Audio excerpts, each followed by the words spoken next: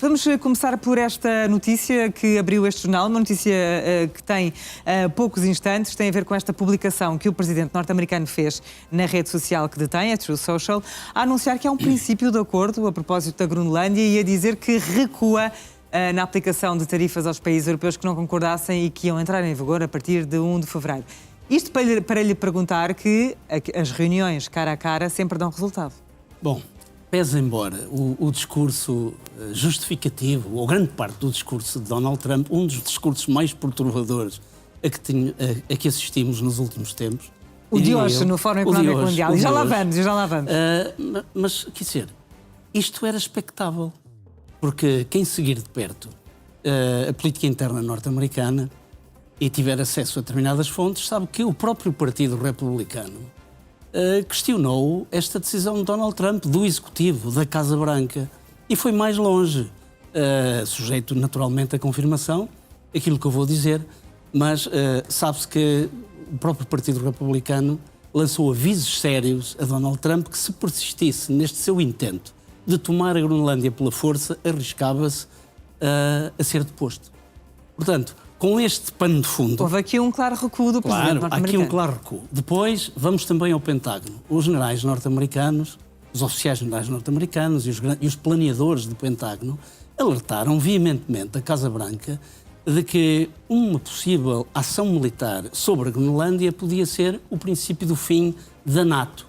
E, portanto, também se sabe, e isto é de fonte segura, que neste momento, no Pentágono, não há qualquer plano, eu já sabia disto há 2 dias, não havia qualquer plano para tomar a Groenlândia. Portanto, conhecendo bem os Estados Unidos, conhecendo bem a forma como funciona o Pentágono, eu diria que seria muito pouco provável que uma operação de tomada da Groenlândia fosse posta em marcha, pelo menos nos tempos mais próximos. A narrativa de Donald Trump durante o discurso foi uma narrativa mais soft, mas de qualquer maneira justificando, muitas vezes até utilizando o revisionismo histórico, distorcendo factos, mas para justificar a necessidade que os Estados Unidos têm, por motivos de segurança, para adquirirem a Groenlândia, seja de uma forma ou de outra.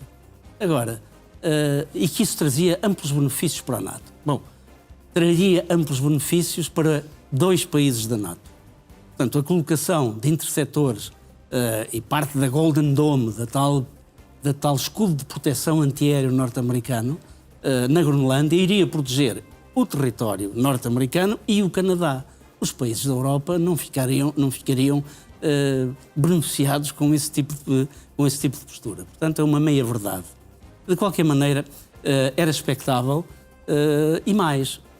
É uma conversa, foi na sequência, está na própria publicação que eu também acabei de ler, que esta decisão de não optar, deste recuo de Donald Trump, quando ele diz a Groenlândia tem que ser nossa, ou a bem ou a mal, ele recuou na parte do mal. Portanto, não desistiu do a bem, mas o a mal, pelo menos para já, desistiu, e ele diz que isto tem como base uma conversa extraordinariamente produtiva com o secretário-geral da NATO, Mark Rutte, que acabou por lhe explicar que havia outras formas de acautelar a defesa dos Estados Unidos e a defesa da NATO como um todo.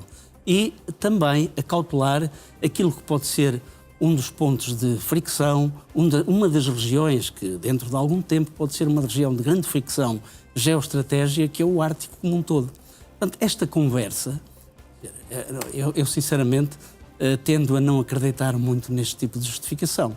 Isto era uma decisão que já tinha sido conversada e que, muito possivelmente, Donald Trump iria tomar, houvesse ou não houvesse conversa com Mark Rutte. Porque quem faz um discurso, como fez, advogando a grande necessidade da Groenlândia, e depois, passado alguns minutos, muda de opinião desta forma, não me parece que isso corresponda. De qualquer forma, hoje respiramos todos um pouco de alívio, porque aquela fixação que estava a existir, pelo menos acalmou.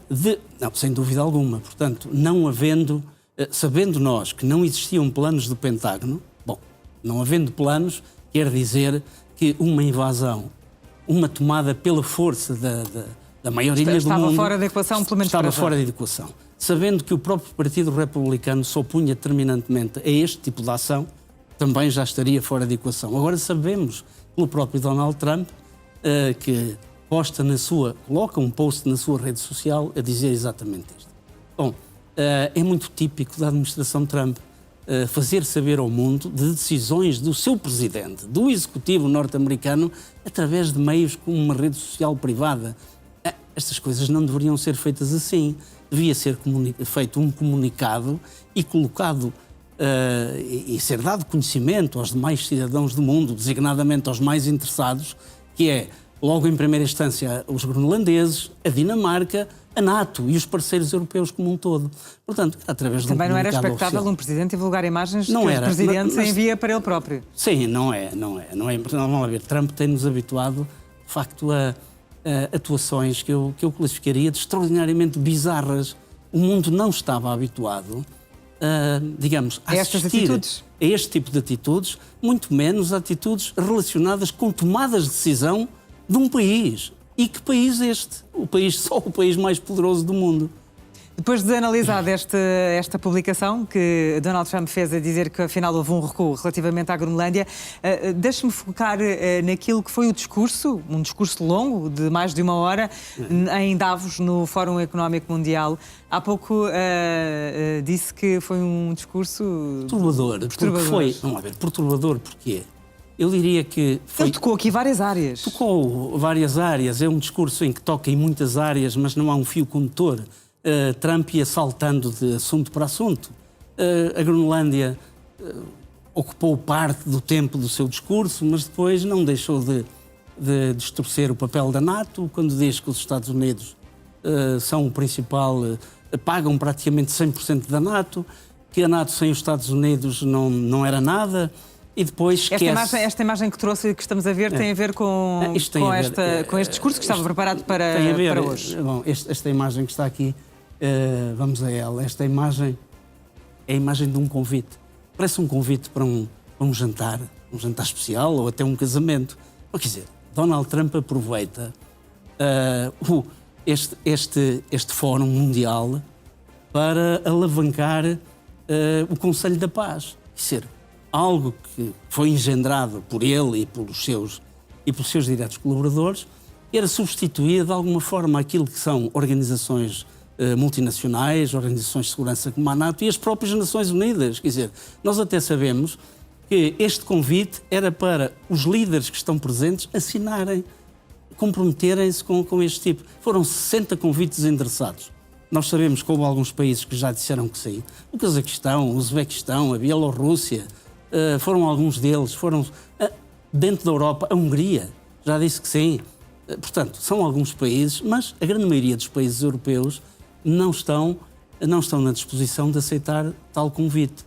Porque, vamos lá ver, a existência deste Conselho, em que Donald Trump impõe uma espécie de conselho privado, ainda para mais mal frequentado, pelo tipo de chefes de Estado já assinaram, estamos a ver aqui que são exemplos fidedignos da democracia, não é? Antes pelo contrário. Mas, de qualquer maneira, esta tentativa é de muito mau gosto, porque é um fórum mundial onde estão presentes chefes de governos e chefes de Estados e os gestores de topo das maiores empresas do mundo. E é preciso dizê-lo, algumas empresas do mundo têm um produto anual superior a muitos Estados. Portanto, aqui é um fórum de grande importância a nível mundial, onde se discute o futuro do mundo em termos de economia, em termos de crescimento, em termos de apoio, inclusivamente, aos mais desfavorecidos, e ele aproveita para pôr em marcha, à margem, naturalmente, daquilo que é esta... E o que é que lhe pareceu, o que é que lhe pareceu durante o discurso de Donald Trump à frente de tão importantes personalidades de todo o mundo que participam neste Fórum Económico Mundial em Davos, na Suíça, a forma como se referiu ao presidente francês Emmanuel Macron? É lamentável a todos os títulos. Quer dizer, aliás, deixe-me só voltar antes. A França foi um dos países que rejeitou liminarmente este convite. E era, naturalmente, que Donald Trump pretendia que a França, porque a França é um país poderoso, faz parte dos 5 com direito a veto no Conselho de Segurança das Nações Unidas, como membro permanente, é uma potência nuclear, é uma das maiores potências europeias. Portanto, o amigo Emmanuel era um amigo querido que ele gostaria de ver ao lado dele neste clube privado. Só que Emmanuel Macron não esteve pelos ajustes. Bem, ele diz coisas lamentáveis. Diz-lhe, bem, e depois acaba por desdenhar. Dizer, eu não negocio com pessoas que estão de saída. Portanto, ele já está a vaticinar o futuro das eleições, que só são em 2027. Atenção, Emmanuel Macron tem um prazo de validade relativamente curto, mas sempre é um ano. Num ano, muita coisa acontece. Muita coisa pode acontecer, muita coisa se muda para melhor ou para pior. Portanto, foi e absolutamente lamentável. Com 12 meses de Donald Trump, na administração Trump. Deixe-me só dizer isto. Sim.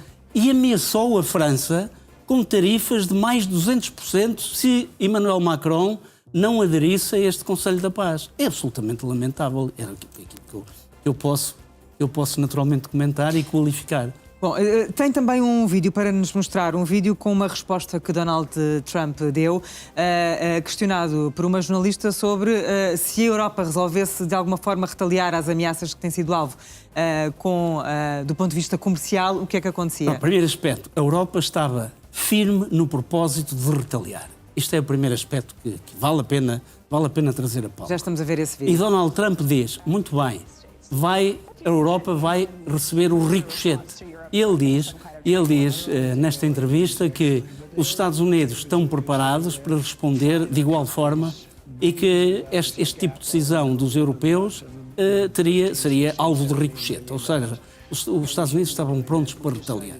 No fundo, é isto que ele diz. Bom, neste momento, face às últimas decisões tomadas por ele próprio, por Donald Trump, parece que a União Europeia não vai retaliar, pelo menos para já, penso eu, que isto estará digamos, em banho. Podemos falar num recuo de ambas as partes. Há um recuo de ambas as partes. Vamos ver, não há ainda, por parte, eu pelo menos não conheço, por parte ouvimos um pouco ali o António Costa, mas não ouvimos ainda a Presidente da Comissão Europeia referir-se àquilo que será a postura da União Europeia face a esta decisão tomada hoje por Donald Trump. Mas tudo indica que o propósito de retaliar era, precisam lá ver, quando nós dizemos era um propósito de retaliar, era necessário que houvesse uma ação inicial para haver uma retaliação. Não havendo a ação, bom, em princípio não existirá a retaliação. É isso que é expectável neste momento, digamos assim.